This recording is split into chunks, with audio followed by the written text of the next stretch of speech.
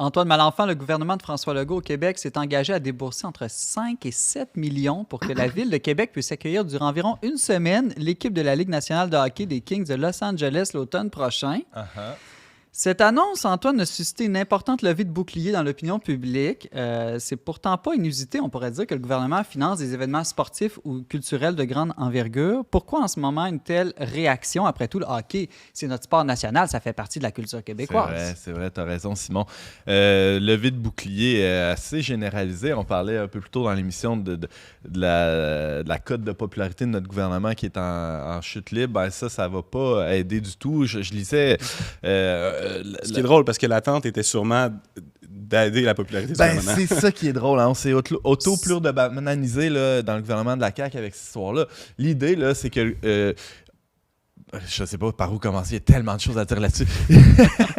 L'idée, c'est qu'il y a un gros bang là, qui s'appelle le Centre Vidéotron à Québec, qui a été financé à grands coûts de millions, de centaines de millions. Ça a coûté 400 millions, là, grosso modo. Non, mais t'as ta place, j'ai ma place. Ah oui, on a notre place.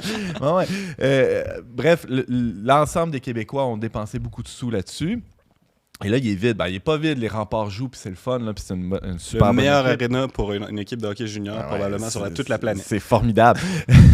Mais Mario Pelcha qui va chanter. Donc, on veut qu'il y ait du hockey professionnel, au moins une fois par année. Le but, ça serait d'avoir une équipe de la Ligue nationale des Nordiques, le retour des Nordiques. La CAQ continue d'y croire. D'ailleurs, c'est drôle parce que l'anecdote est quand même pas inintéressante. On parlait de ça hier au bureau. On parlait d'Éric Girard qui est comme le porte-drapeau là, du retour des Nordiques à Québec. Alors, c'est un ministre qui est mandaté par le gouvernement pour mener ce dossier-là. Et là, on discutait, est-tu ministre des Finances ou c'est Fitzgibbon? Finalement, c'est un ministre des Finances qui est porteur d'eau, qui a des dossiers assez minables, mineurs pour pas dire minables. Et là, le ministre des Finances qui finalement va de temps en temps à New York pour rencontrer Gary Bettman, le big boss de la Ligue nationale, pour essayer de le supplier de nous donner une équipe de la Ligue. Et là, ça, c'est un... OK, mais pourquoi t'es pas d'accord avec ça, Antoine? Là, on a l'échiquier, là, puis là, on avance un pion en faisant venir les Kings de Los Angeles pour 2 jours de pratique puis 2 matchs hors saison. Des fois, on dépense des millions pour faire des festivals de musique, c'est les plaines d'Abraham. Simon. Oui, c'est vrai, tout ça. Mais là, l'important ici, disons la clé, il y a deux éléments qu'il faut absolument retenir. C'est la proportion, la juste mesure, et le timing, ou c'est-à-dire en quoi, dans une opération de relations publiques et de com, c'était une très mauvaise idée. Commençons par le premier point. Moi, je pense que c'est une bonne idée. Ils viennent de dire non à un tramway puis un 3e lien. Fait qu'il faut bien donner un petit bonbon pour faire oublier toutes ces fausses promesses à Québec. Et là, tu parles de bonbons. Là, je tire dans toutes les directions, mais ça fait penser évidemment à la phrase de Juvénal, hein, ce poète romain du 1er siècle qui disait du pain et des jeux pour rire un peu de l'État romain décadent qui, pour satisfaire la population, avait trouvé...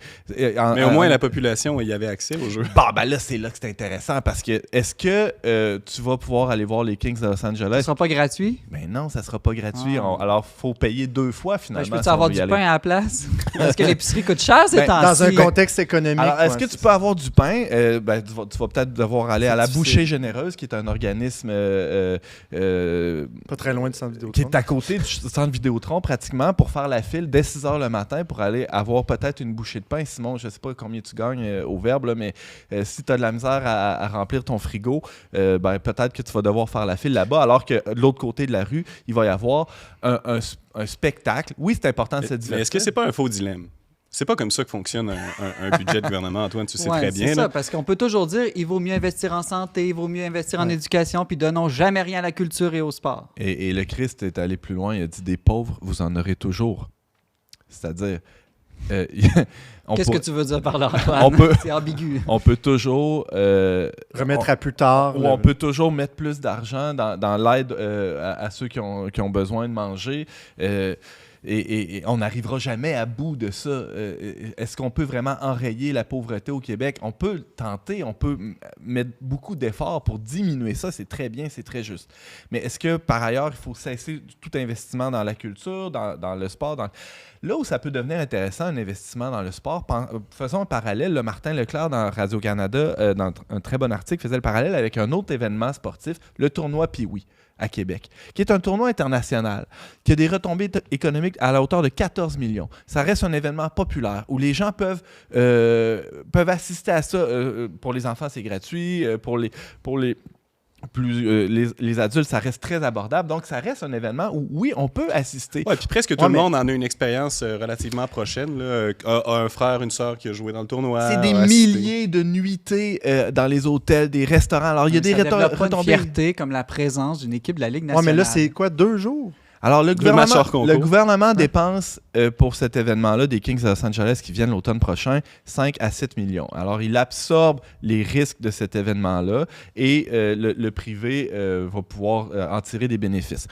Gestev, qui est une compagnie de Vidéotron. Mais là, j'ai perdu mon idée. Bon, c'est 2 jours, c'est seulement 2 jours. Mais là, c'est ça, le tournoi. Puis oui, eux, ils n'ont pas 5 à 7 millions, ils ont 250 000 $ par année de subvention. Alors, c'est pour ça que la proportion, la mesure est quand même importante dans Ça coûte cher, là, à acheter un billet de hockey professionnel. Là. Ben oui, ben voilà.